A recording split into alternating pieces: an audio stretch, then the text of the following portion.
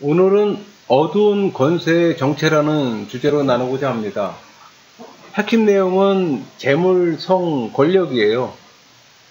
이것이 죄의 지배를 받으면 어두운 권세가 되고 성령의 지배를 받으면 섬김의 도구가 되는 거예요. 문제는 상당수의 많은 사람들이 죄의 지배를 받고 있기에 어두운 권세가 되는 겁니다. 그러니까 인간 역사에서 가장 관심 있는 것이 세 가지가 있는데 재물, 성, 권력이에요. 그래서 2000년 동안 많은 사람들이 다룬 주제이기도 하고 또 아마도 계속적으로 다룰 겁니다. 그러니까 세속적이라고 여기지는 재물, 성, 권력과 같은 이 문제들의 직면에 올바른 관계를 맺는 일은 삶을 경건하게 살아간다는 것을 또 의미하기도 해요. 오용하고 남용한다는 것은 하나님의 성스러운 것들을 더럽히는 일이 되는 거고, 오늘 강의는 이런 것들의 장점과 단점을 나누고자 합니다. 그러니까 내용은 이것들이 오용되고 남용되어서 사람들을 지배하는 것과 또 사람에게 지배되어 잘 선용되는 거예요. 과거의 수도사들은 가난과 정절과 복종의 서약을 통해 탐욕과 유격과 오만이라는 권세들의 정체를 드러내 그 세력들을 무력화시켰다고 하면은 청교도들은 근면, 성실, 질서의 서약을 통해서 사업과 결혼과 정치의 영역에서 세속적이라 여겨졌던 것들을 성스러운 영역으로 이끌어냈어요. 여러분, 재물의 마음 빼앗기면 탐욕이 되고 그것을 합법화하는 것이 사업이에요. 성경 전체를 조망하면 재정 원칙은 어두운 면과 밝은 면의 두 흐름이 있어요. 재정이 사람과 하나님의 관계를 위협하는 것이 될 수 있다는 점에서 우리는 재정의 어두운 면을 봐요. 그러니까 한편 우리는 돈에 관해 또 오해를 하는 경우들이 있어요. 그러니까 부는 축복의 표시고 가난은 저주의 표시라는 거. 그러니까 이런 오해는 개인적 평안과 번영만을 추구하는 기복주의 종교가 만연하는 현상을 초래하기도 합니다. 재정은 전적으로 중립적이고 또 비인격적인 것으로서 단순히 교환의 매체라고 보는 거예요. 하지만 돈의 배후에는 인격적 속성을 가진 힘이 있는데 이것은 끊임없이 우리를 지배하려고 합니다. 그래서 예수님은 마태복음 6장 24절에 하나님이 두 주인을 섬기지 못할 것이니 혹 이를 미워하고 저를 사랑하거나 혹 이를 중히 여기고 저를 경히 여김이라. 너희가 하나님과 재물을 겸하여 섬기지 못하느니라. 너희가 하나님과 재물, 여기 재물은 만몬이 되는 거죠. 만몬을 겸하여 섬기지 못하느니라고 하면서 이 재물을 하나님과 경쟁하는 하나의 영적, 인격적 존재로 묘사했어요. 사실 성경에서는 이 재물은 악한 속성을 갖고 있습니다. 재물은 우리의 마음을 사로잡는 영적인 힘이에요. 이것은 우리에게 안락과 편안함, 또 자유와 능력을 주기도 하지만 때로는 우리의 죄의식을 유발하기도 해요. 그러니까 만몬은 돈이면 무엇이든지 할 수 있다는 전능성을 가지고 또 우리를 지배하려고 하고 또 우리가 가치 있게 여기는 것들보다 보다 기필코 최고의 우위를 차지하려고 또 합니다. 그러니까 사람이 돈을 사랑하게 되면 그것을 얻기 위한 어떤 종류의 악한 일도 서슴지 않고 해요. 이처럼 돈에는 유혹적이고 악마적인 경향성의 어두운 면이 있다는 거죠. 그렇다면 이러한 재물의 어두운 면을 어떻게 정복할 것인가? 그게 우리의 과제이기도 합니다. 그러니까 우리는 재물이 많음과 적음에 대한 두려움과 불안의 감정을 잘 다뤄야 하는 거예요. 많고 적으면 상대적이잖아요.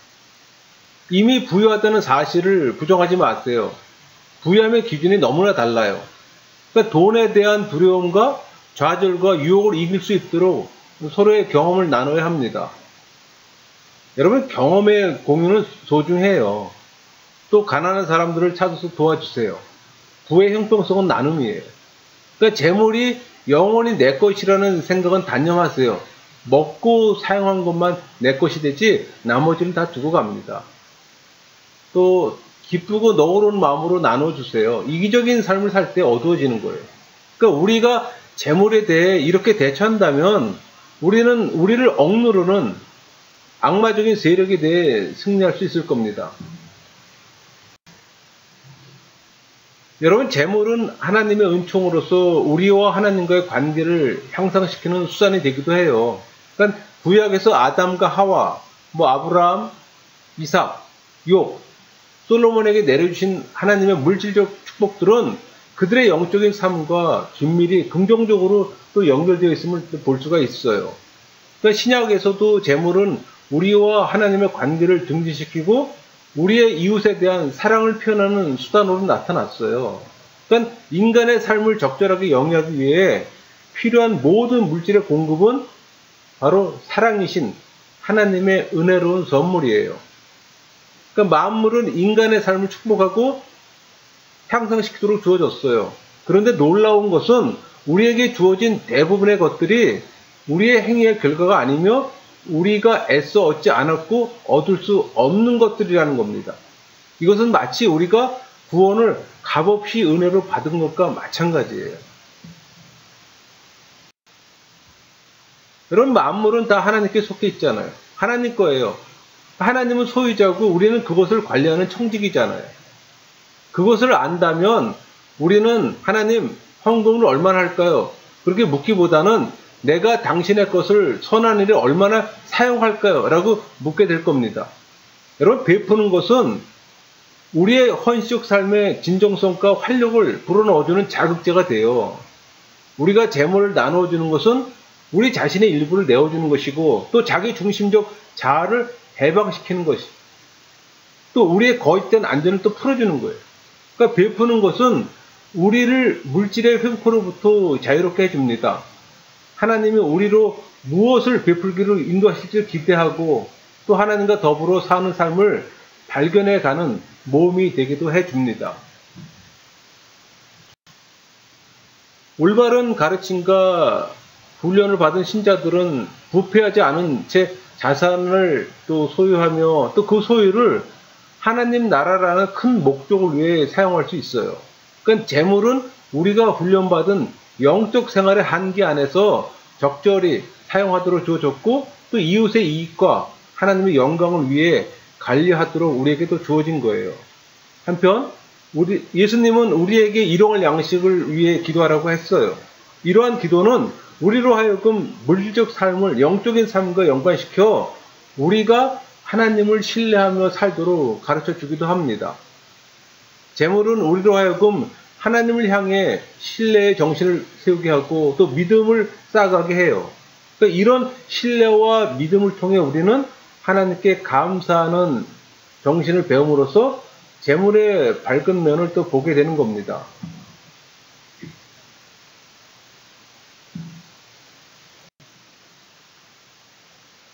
여러분, 재물은 때로는 약자를 못살게 굴고 또 억누르는 무기로 사용되기도 해요.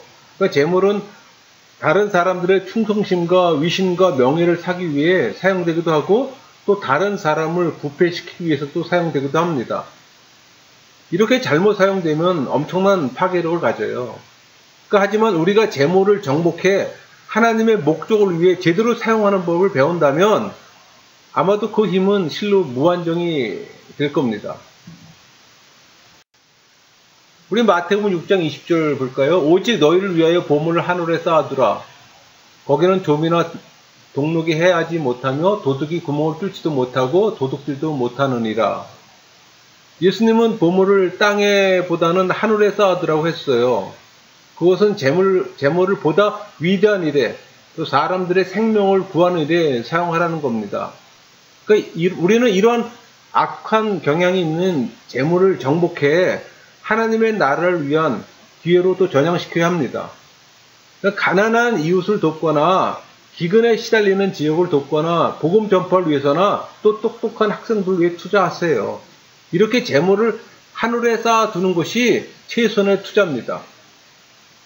그러니까 재물은 우리가 섬기는 것이 아니라 사용하는 거예요. 그러니까 우리가 경제적 결정을 하는 데 있어서 재물이 결정하면 재물이 우리의 주인이 되는 거고 하나님이 결정하면 하나님이 우리의 주인이 되는 거예요. 여러분, 돈 때문에라고 말하는 것과 기도해 봅시다 라고 말하는 것에는 명백한 차이가 있는 거예요.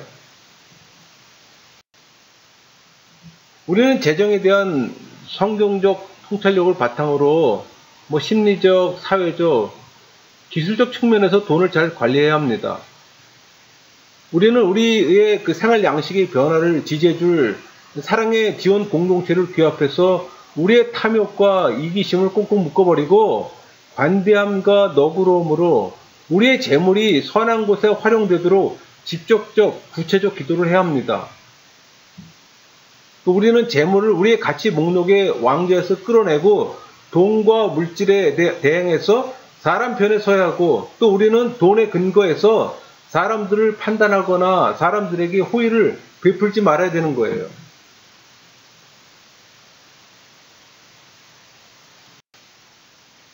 여러분, 노동은 생명을 주는 창조적 행위입니다. 그러므로 우리는 노동의 선한 본질과 또 필요성을 인정하며, 또 노동이 인간의 삶을 풍성하게 해준다는 것도 인정해야 해요. 하지만 우리는 노동이 인간의 삶을 파괴하는 일은 피해야 합니다. 노사관계에서 사용자는 노동자의 불안한 감정과 자신이 통제받는다는 느낌을 이해하고, 또 근로자는 사용자의 소외감을 또 이해하며 기업 전체의 유익에 관심을 가짐으로 서로 상대방의 입장을 헤아려 볼 필요가 있는 거예요. 예수 그리스도를 주로 고백하고 따르는 모든 사람들은 단순한 삶으로 부름을 받았습니다. 이 단순한 삶을 사는 사람은 분열되지 않는 마음과 하나님 나라를 위한 하나의 목적을 가져요. 그러니까 이들은 하나님에 대한 신뢰와 만족이 가득하며 또 탐욕으로부터 자유를 맛보고 매사에 단정함과 절제 가운데 삽니다. 그러니까 단순한 삶을 사는 사람은 필수적인 양식을 감사히 받으며 돈을 남용하지 않고 선용하는 지혜가 있어요. 그러니까 이들은 재물에 대해 관대하며 베푸는 사람들이에요. 그러니까 성경적으로 재물은 악합니다. 흘려보내지 않으면 부패해서 소유한 자를 더욱 악하게 만들어 더 많은 물질을 추구하는 속성이 있어요. 여러분, 우리가 재물로 할 수 있는 최상의 것 중 하나가 주어서 없애는 겁니다. 그러니까 주는 것은 물질이라는 우상을 정복하는 강력한 무기예요. 그러니까 장사와 경쟁의 세계를 넘어지게 하는 거예요. 주려면 관대하게 적절히 줘야 하고 기꺼이 즐겁게 줘야 합니다. 하지만 우리는 그들을 통제하거나 관리하거나 영향력을 행사하려고 하지 말아야 합니다. 왜냐하면 재물은 통제 도구가 아니잖아요. 사랑의 도구입니다. 우리는 때로 돈만이 아니라 우리 자신의 시간과 마음과 몸을 또 내줘야 합니다. 뜻을 같이 하고 도와줄 사람들을 구하세요. 그리고 인생의 마지막 때를 위해 적절히 나눠주기 위해 유언장을 작성해 두는 건 어떨까요? 무리한 요구인가요? 우리는 자녀들이 단순한 삶을 살도록 그들을 가르칠 책임이 우리에게 있어요. 그런데 아이들을 가르칠 때는 모범이 가장 중요합니다. 우린 그들에게 돈이 다른 사람들에게 유익이 되는 좋은 점과 밝은 면이 많음을 가르쳐야 하고, 또 우리는 우리가 주는 용돈으로 저축을 하게 하며 돈을 현명하고 책임있게 다루도록 적절한 통제와 자유를 또 줘야 합니다. 여러분, 재물이란 섬기는 것이 아니라 이용하는 것임을 가르쳐주고, 또 재물이 유용하고 필수적이지만 존경과 경애의 대상도 또 경멸의 대상도 아님을 또 가르쳐야 합니다. 재물을 사용해서 사람들을 도울 때 재물의 악한 속성으로부터 벗어나는 거예요.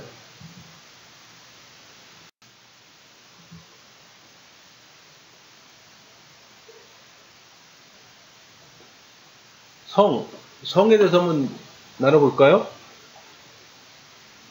성을 관리 못하면 유격으로 발전하고 결혼에 영향을 줍니다. 그러니까 인류는 이마고 데이, 즉 하나님의 형상대로 남자와 여자로 창조되었어요.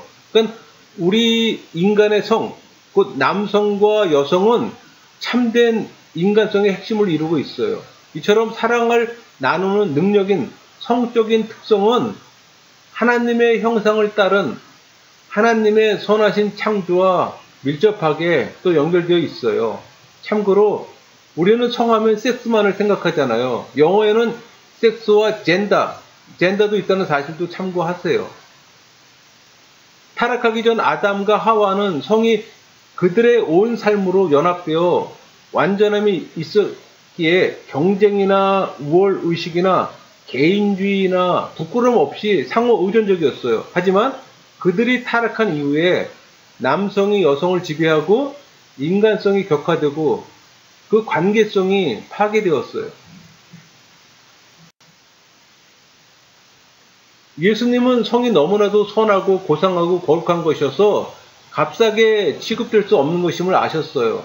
그래서 예수님은 음욕을 정죄하였던 겁니다. 음욕은 관계성을 거부하고 또 그릇된 성을 창출해요.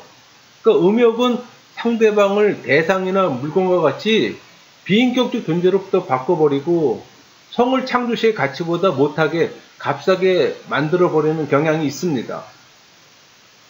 바울은 결혼을 그리스도와 교회 사이의 계약관계로 비유해요. 그는 독신 생활에 관해 호의적으로 대변할 뿐 아니라 결혼을 인정하고 또 상호 간의 성적 이행을 또 권면합니다. 그것은 영적인 삶이 우리의 성을 풍성하게 하며 방향을 또 제시하고 또 우리의 성은 우리의 영성에 현세적인 완전성을 제공하기 때문에 여러분 참고로 개혁주의는 선을 선하거나 악하지도 않는 중립적으로 보는 견해입니다. 그 성의 왜곡된 형태는 한 4가지로 볼 수가 있는데 첫째는 그 외설이에요. 이것은 그 성을 보잘것없는 것으로 또 재미없고 진부한 것으로 또 속된 것과 싸구려를 만들어 버림으로 그 현실과 괴리된 환상의 세계를 그려내요. 둘째는 음욕으로서 일상적으로 바라보는 시선이나 스치듯 지나가는 생각까지 포함하는 것이 아니라 부단히 끌어오르는 성적 초조감에 애태우며 지내는 상태를 말합니다. 그러니까 음욕은 탈선이며 통제할 수 없는 뒤틀려버린 그 성적 충동이에요. 셋째는 가학적 변태 성욕입니다. 그러니까 이것은 변질되어서 강제추행이나 살인에까지 이르게 하기도 해요. 넷째가 남녀차별이에요. 그러니까 이것은 한쪽이 마음 먹은 대로 지배하고 또 통제하며 소유하려는 겁니다. 그러니까 여성을 열등하게 보는 시각도 이러한 남녀차별에서 비롯된 겁니다. 성경은 동성결혼이 하나님께서 애초에 정해주신 패턴의 왜곡이라고 말합니다. 그러니까 동성결혼은 자연스럽지 못한 것으로서 받아들일 수 없으며 또 하나님의 뜻과는 거리가 멀어요. 그러니까 우리는 기혼자가 혼의 정사에 관하여 단호하게 아니라고 할 수 있는 기준이 있듯이 동성결혼에 대해 신학적, 사회학적, 심리학적 지침이 또 필요하기도 합니다.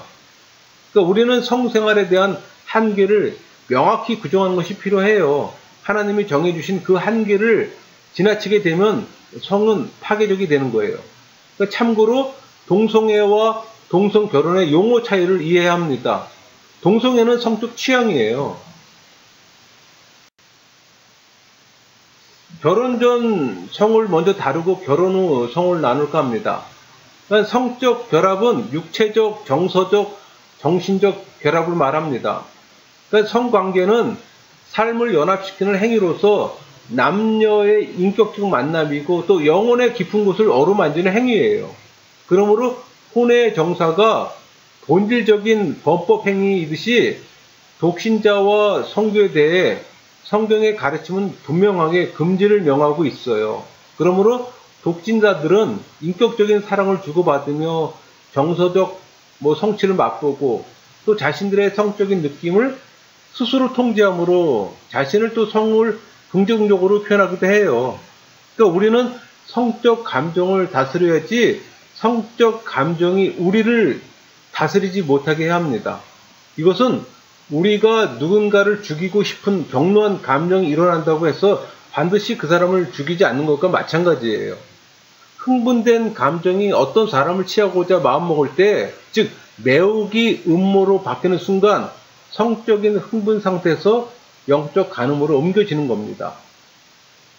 음욕은 길들여지지 않은 소유하고자 하는 과도한 성적 열정이에요. 그러니까 성적인 공상을 통해 경험하는 일상적 성의식과는 다른 겁니다. 그러니까 우리는 성적 환상을 음욕과 동일시해서 스스로를 정죄하는 무력감에 빠져서는 안 돼요. 그러니까 다르게 표현하면 성적 환상과 음욕을 구분하라는 겁니다. 그러면 자유에 대해서 사실 많은 젊은이들에게 질문을 받곤 합니다. 여러분, 자유는 그 자체가 그릇된 것이 아니에요.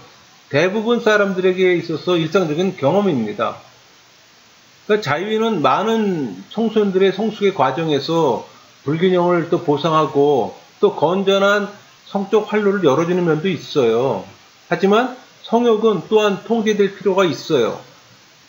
자위를 통해 성적 환상에 빠지고 그곳에 집착해 강제로 빠져들게 되면 절망적인 느낌을 갖게 돼요. 그러니까 자위 행위에 사로잡히게 되면 될수록 더욱 우상화되는 겁니다. 그러니까 우리의 통제를 벗어난 자유 행위는 자신감과 자존감에 큰 상처를 주고 또 낙담하게 함으로 경계해야 합니다. 그러니까 결혼하기 전에는 애정을 표현하는 열정을 잘 통제할 필요가 있어요. 그러니까 서로의 애정을 표현하는 다양한 행위들은 성교만을 목표로 하지 않는 개방성을 지녀합니다. 이런 주문이 무리한가요? 그러니까 육체적인 친밀도가 상승하는 만큼 상호 신뢰감을 높여가는 것이 좋아요. 결혼의 성을 따르면 일반적으로 결혼에 있어서 중요한 기초는 낭만적 사랑과 성적인 사랑입니다. 그러니까 그리스도인의 결혼에 있어서 이 두 가지가 필요하지만 그보다 더 중요한 것은 부르심과 소명이라는 문제예요. 그러니까 결혼을 통해 이웃과 신앙 공동체 모두의 행복을 위하고 또 하나님 나라의 발전에 기여하게 되는 겁니다. 그러니까 결혼이라고 하는 것은 둘이 하나로 기능하는 실제가 된다는 것을 의미해요. 그러니까 낭만적 사랑은 언젠가 식기 마련이잖아요. 그러니까 결혼이라는 한 몸의 실제를 체험함으로 우리는 낭만적 사랑을 이겨낼 수 있어요. 그러니까 결혼 서약은 타인과의 평생의 교제에 참여하게 되는 거고 또 그러므로 결혼 생활에는 우리의 최고의 수준의 노력이 또 요구되기도 합니다. 결혼한 사람들에게 성은 감미로운 경험이고 또 축복된 은사잖아요. 서로의 관계를 향상시키고 만족을 주는 일은 무엇이든지 주 안에 자유롭게, 그런데 성생활의 실증을 느끼는 이유는 한 몸을 이루는 인격의 연합이라는 그 신비롭고 경이로운 도전으로부터 자기를 단절시키기 때문입니다. 영적으로 성장하면 성적으로도 친밀해지는 거예요. 결혼에 있어서 하나님의 뜻은 영원한 한 몸의 실제가 되게 하는 데 있으므로 나눌 수가 없는 겁니다. 하지만 연약한 여성들이 악한 남성으로부터 보호받도록 이혼을 허락하는 거예요. 여러분, 1세기 당시의 가부장적 사회에서 자기 아내를 내어버리는 남자는 그녀를 간음하게 하는 자라고 예수님께서 질타하신 것은 쫓겨난 여인이 살아갈 수 있는 당시의 유일한 방법은 거리에서 몸을 파는 직업밖에 없었기 때문입니다. 여러분, 결혼 생활의 지속이 이혼보다 현저히 파괴적일 때는 이혼해야죠. 그러나 그냥 내버려두시 이혼해서는 안 된다는 얘기예요. 그러니까 적절한 재산 분배로 살 방도를 만들어줘야 합니다. 우리 마태복음 5장 32절 나는 너희에게 이르노니 누구든지 음행한 이유 없이 아내를 버리면 이는 그로 간음하게 함이요 또 누구든지 버림받은 여자에게 장가드는 자도 간음함이니라. 누구든지 버림받은 여자에게 장가드는 자도 간음함이라. 이 예수님의 말씀은 재혼을 반대하는 의미가 아니라 남녀 간의 차별을 경계하는 말입니다. 그러니까 1세기 당시의 문화적 상황에서 여성을 마치 가축을 사고 팔듯이 하고 또 이혼과 재혼을 반복하는 남성들의 우월적 성차별 의식과 파괴적 공격적 태도를 지적하는 거예요. 예수님은 사마리아 여인을 대하실 때도 이혼에 관해 사실만 진술하고 문자적으로 아무 정지도 하지 않으셨어요. 왜냐하면 그러한 이혼에 관해 그녀는 할 말이 없었고 다만 5번이나 버림을 받았기 때문에. 우리 요한복음 4장 1절에서 41절 말씀이 그 내용이에요. 재혼에 대해 간음이라 하신 것은 남녀가 여자를 대하는 그런 모욕적인 태도를 두고 하신 말씀이에요. 그러니까 아내를 버리지 말고 잘못되어 손상을 입은 결혼 관계를 회복하라는 말씀이에요. 정절. 여러분, 남녀노소, 기혼, 미혼, 막론하고 모든 신자들은 성관계에 있어서 정결의 삶으로 부름받았습니다. 여러분, 정절은 우리의 소명에 대한 충성을 의미해요. 또 정절은 육체적 성관계를 결혼 서약을 통해 하나님께서 주신 통로로만 가져야 함을 의미하기도 하고, 또 서로의 행복과 성장에 대한 책임을 지속적으로 또 수행하는 걸 또 의미하기도 합니다. 여러분, 정절은 상호성을 의미하는 거예요. 그러니까 정절은 서로 간의 완전한 정직을 의미하기도 하고, 또 정절은 영적인 삶을 위한 내면의 세계를 함께 탐구하는 것을 의미하기도 합니다. 여러분, 인간의 성은 여러 가지 다양한 국면을 지니고 있잖아요. 성교는 그 중에 하나예요. 그 의미가 영원하므로 미혼자들은 결혼하기 전까지 어떠한 경우에도 참아야 합니다. 또 이렇게 말하면 시대에 뒤떨어진 말인가요? 성욕은 공기, 물, 음식과 같은 절대적 필요가 아니라 사람이 원하는 바이기 때문에 우리는 이것을 통제할 수 있어요. 우리의 몸은 성령의 전이며 부활하게 될 곳으로 영원한 가치로 충분하고 또 충만합니다. 문란한 성생활은 한 몸의 원리를 웃음거리로 만들어 버림으로 몸의 거룩한 면을 또 상하게 해요. 그러니까 친밀하고 깊은 사랑의 관계가 성교 없이도 이루어질 수 있어요. 삶의 교제와 대화, 만지거나 안거나 쓰다듬어주는 접촉과 같은 의사소통만으로도 친밀함은 공고해질 수 있다는 겁니다. 여러분, 그리스도인에게 있어서 정절은 계약이며 또 약속이잖아요. 사랑과 충성과 신실함에 대한 맹세잖아요. 그러니까 결혼한 이들에게 있어서 정절은 일부일체제를 의미하고 또 사랑과 충성에 대한 평생의 맹세를 의미해요. 또 그리스도께서 우리에게 그리스도에 대한 경외심에서 나오는 또 상호 복종을 의미하기도 합니다. 결혼의 약속 밖에 있는 성행위를 명백히 또 금하는 것을 의미하기도 합니다. 그러니까 결혼 서약 속에 내재하는 성적 자유를 의미하기도 해요. 이렇게 말하면 또 시대에 뒤떨어진 말인가요? 그러나 이것이 성경이 말하는 정절의 의미예요. 하나님이 그분의 백성을 향한 그리스도가 교회를 향한 끈질긴 사랑과 신실함에서 우리는 교회의 정절의 의미를 발견하기도 합니다. 교회는 우선 기도와 영적인 방향의 제시에 사역에 부름받고 있어요. 교회는 그리스도인의 결혼에 대한 관심을 가질 필요가 있습니다. 또 임무가 있어요. 교회는 그리스도인의 결혼의 성공과 그 강건함을 관장하기 위해 책임도 있고 도와줄 의무가 있는 겁니다. 재물이 우리의 호주머니를 위협하고 또 성이 우리의 침실을 위협하는 거라면 권력은 우리의 관계를 위협합니다. 그러니까 아담과 하와의 경우 그들은 하나님과 같이 되려는 권력의 죄를 범했어요. 그들은 피조물로서 만족하지 않고 신이 되고자 했던 거예요. 그 결과는 대화의 단절과 관계의 파괴예요. 그러니까 이러한 파괴적인 권력이 오만과 짝을 이루게 될 때 아주 위험합니다. 그러니까 삼손이 그 대표적인 예예요. 그는 하나님의 능력이 충만한 사람이었으나 자존심과 오만으로 가득 차 마침내 자신을 멸망의 길로 가게 했습니다. 그 오만은 우리로 옳다고 생각하게 만들고 또 권력은 옳다고 여기는 그런 환상을 다른 모든 사람들의 영혼에 넣으려고 합니다. 여러분, 권력의 이러한 파괴적인 경향을 사도 바울은 에베소 1장 21절에 모든 통치와 권세로 표현했습니다. 이 권세들은 원래 하나님의 창조 의지와 일목상통하도록 필요되었으나 반역한 영적 실제들이에요. 이 권세들은 인간을 노예로 삼고자 하며 또 멸망시키고자 하는 자들이에요. 이 권세들은 인간과 사회구조 뒤에서 힘을 공급하는 세력이며 또 조직과 사회구조 전반을 또 지배하고 있어요. 여러분, 교회는 영적 세력들을 분별할 책임이 있습니다.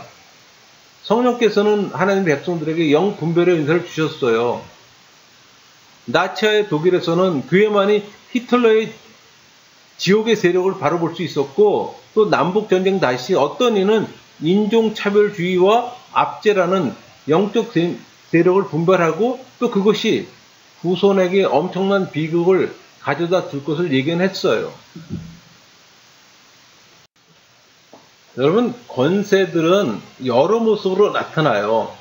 그러니까 재물로서 우리를 사로잡으려고 하고, 또 성으로서 사람들을 지배하려 하고, 또 종교적 율법주의로서 하나님과는 정반대로 또 인도하려고 하고, 기술 문명으로서 효율성과 생산성으로 인간성을 대치시키고, 또 자기 도취로서 자기를 사랑하고 자기 중심적 삶을 갖게 하고, 또 궁극주의로서 세상을 멸망시키려 하고, 또 절대적 회의주의로서 절대적 진리는 없으며 또 알 수도 없다는 사상을 또 퍼뜨리곤 합니다. 그게 권세들이 우리 삶 가운데 다양한 모습으로 나타나는 모습들이에요. 그러면 우리는 이러한 권세들을 어떻게 몰아낼 수 있을까 고민해야죠. 그러니까 우리는 그리스도께서 이미 권세들을 멸하셨음을 깨달아야 합니다. 또 우리는 영분별의 은사를 개발해서 권세를 멸해야 해요. 여러분, 영분별의 은사는 은사로 받기도 하지만 성경을 바르게 연구하면 또 생성되는 은사이기도 해요. 마음속의 귀신들과 정면으로 대적함으로 또 권세를 멸해야 하고, 또 우리는 모든 것으로부터 자기의 마음을 지키고 자기의 마음으로부터 포기함으로 이 권세를 타파합니다. 그러니까 우리는 이 세상의 권력의 무기들을 거부함으로써 또 권세를 타파하고 전신갑주를 취함으로 또 권세를 깨뜨릴 수가 있는 거예요. 바른 권력은 하나님으로부터 오는 영적인 능력이잖아요. 이것은 속박이 아닌 자유예요. 죽음이 아닌 생명이고 강제가 아닌 변화를 가져다 줍니다. 그러니까 바른 권력은 깨어졌던 관계를 회복시켜주고 또 사람들을 자유롭게 해줘요. 그러니까 바른 권력은 연약해 보이지만 결코 약하지 않은 신실함입니다. 또 성령의 도움으로 하나 되게 하시는 능력이기도 합니다. 여러분, 영적인 능력의 표시는 우리 삶 가운데 다양하게 나타납니다. 그러니까 다른 사람이 잘 되도록 하고 나를 드러내지 않는 사랑, 또 가르침을 잘 받으며 자신의 실수를 인정하고 바꿀 수 있는 겸손, 또 선한 일을 할지라도 개인의 존엄성을 해치지 않는 범위로 한계를 정할 줄 아는 지혜, 또 난처함과 암흑과 절망이 아닌 초월하는 기쁨, 또 허세와 만용이 아니라 때로는 힘이 없어 보이는 연약함, 또 아버지와 친밀한 협력을 배워 참된 능력을 깊이 알 수 있게 하는 복종, 또 귀신 들린 자들과 어두운 세력에 포로된 자들이 얻게 되는 자유, 이렇게 영적인 능력은 다양한 형태로 드러납니다. 이처럼 우리에게 생명을 주는 이 영적인 능력은 우리 일상생활에서 생생하게 나타날 때 더욱 가치가 있어요. 그러니까 개인에게서 능력은 방종이 아니라 자제심을 증진시키는 데 사용되기도 합니다. 또 가정에서는 확신에 사용되기도 하고, 또 결혼 생활에서는 고립감이 아니라 대화의 증진에 사용되어야 하고, 또 교회에서는 맹종이 아니라 믿음을 불어넣어주는 데 사용되기도 합니다. 그러니까 학교에서 성장을 촉진하는 데 사용되어야지 학생을 열등하게 만들어서는 안 돼요. 또 일터에서 유능한 적성을 촉진하는 데 사용되어야지 무능하고 부적합하다는 느낌을 조장해서도 안 되는 거예요. 그리스도를 따르는 모든 사람들은 능력의 사역으로 부름받았어요. 그러니까 예수님의 사역은 어둠의 왕국을 타파하고 하나님의 나라가 도래하는 거잖아요. 이것이 그분이 여러 이적을 통해 영적인 권위와 능력이 나타남으로 또 확증되었어요. 이러한 능력은 12제자와 70인과 다락방을 기도하던 사람들에게 주어진 것이고, 즉 능력의 사역은 하나님의 백성들에게 주어지는 공통의 목이에요. 그런데 제자들에게 주어진 능력은 공식적인 권위가 없는 능력이에요. 그것은 마치 나라가 없는 권세, 지위가 없는 권력을 주신 것과 같아요. 여러분, 사도들은 학위나 직함이나 인간적인 권세는 없었지만 하나님께로부터 온 능력이 있었으므로 번번이 무능한 세상의 공식적 권위들과 대결해서 승리했습니다. 그러니까 하나님은 이러한 능력의 사역에 동참하려는 자들에게 보이지 않는 준비를 베풀어 주세요. 모세는 애굽에서 사람을 죽였을 때 자신의 인간적 힘을 사용해 세상의 잘못을 바로잡으려고 했잖아요. 하지만 그것은 바른 능력이 아니라 파괴적 능력이었던 거예요. 그는 하나님의 능력만을 신뢰하는 법을 알게 돼도 40년간 준비 기간이 필요했던 겁니다. 마침내 불타는 떨기나무 앞에서 모세는 거친 권력을 휘두르는 자기 만족의 교만한 모습이 사라지고 모든 사람 중에 가장 온유한 사람이 되었던 겁니다. 여러분, 우리는 삶의 후미진 구석에서 뉴스거리가 되지 못하지만은 명성을 얻지 못하는 섬김의 영역에서 순종의 참된 의미를 찾고 또 가장 가까운 사람들 가운데서 하나님을 발견하게 됩니다. 참으로 드러나지 않고 작고 소소한 일을 통해 우리는 하나님과 가장 가까이 친밀해질 수 있어요.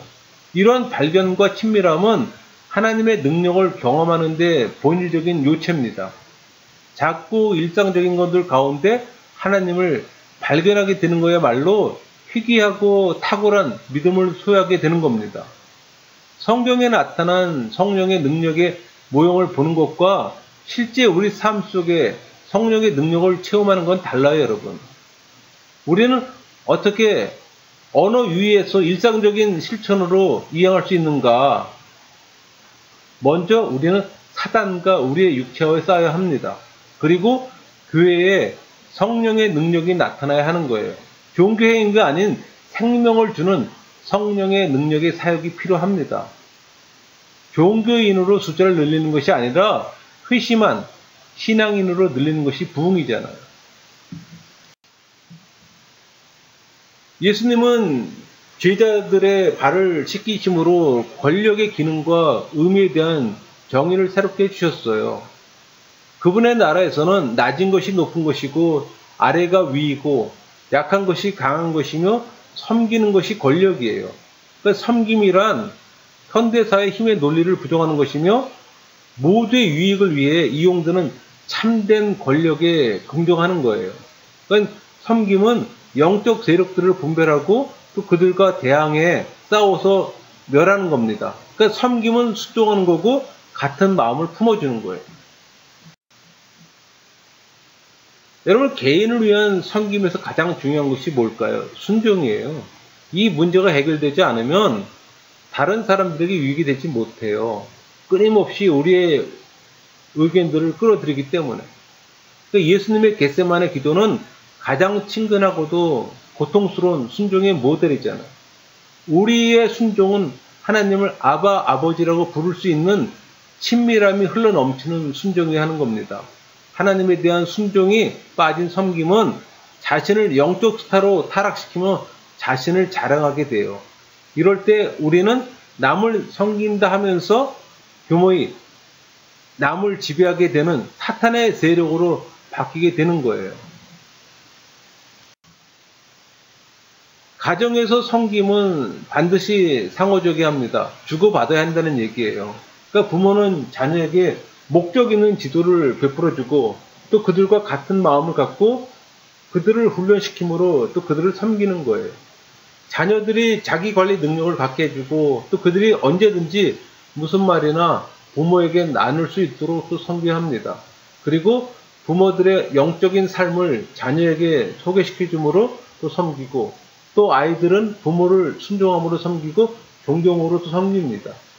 그러니까 아이들은 자신들의 파괴적 요구를 온유하게 거절함으로 또 부모를 섬기고 그리고 부모 자식 간의 의존 관계가 되바뀔 때 자식들은 부모를 보살핌으로 섬겨요.